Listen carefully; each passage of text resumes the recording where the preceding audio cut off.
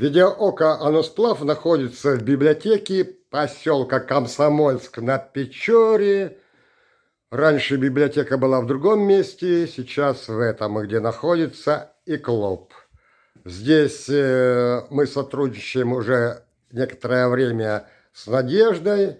Я передаю камеру Надежде, и в итоге в честь юбилея Комсомольской школы поселка Комсомольск на Печоре хочу высказать следующие мысли. В наше время, когда мы учились, наш 5-й выпуск 75-го года, 65-го по 75-й год, под воспитанием понималось питание души, ума и тела. Было комплексное воспитание и обучение. Физическое, трудовое, интеллектуальное и духовное. В слове «комсомол» там два «ом».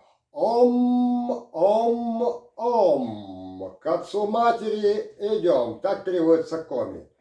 То есть получается Комсомольск на Печоре. Печора — это печь, которая Печора согревает, питает и развивает.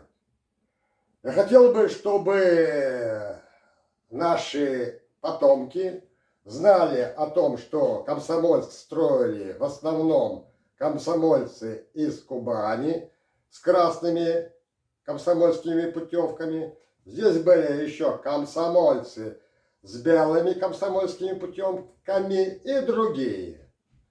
Я хотел бы попросить Надежду, которая сейчас здесь в библиотеке, Анну Калистратову, правильно называю фамилия? Так, дальше там кто за стенкой у нас клуб кто руководит?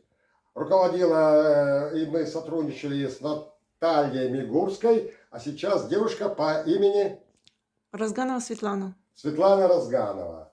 Чтобы в какой-то степени и школа, и эти два центра, библиотека и клуб, стали центром притяжения молодежи по воспитанию и преемственности поколений. Чтобы мы, старшие, оставили какую-то память о своем детстве, юности. У нас было очень счастливое и светлое детство и юность. Еще раз, от всех выпускников нашего выпуска 5-го, не зря мы 5-й выпуск, и всех остальных передаем привет дорогому родному поселку Комсомольск на Печоре, родной школе. И давайте эти гаджеты использовать по назначению. Не пустое времяпровождение, какие-то игры и какие-то безделушки, а снимайте, записывайте ролики своих родителей, бабушек, дедушек, прабабушек и прадедушек.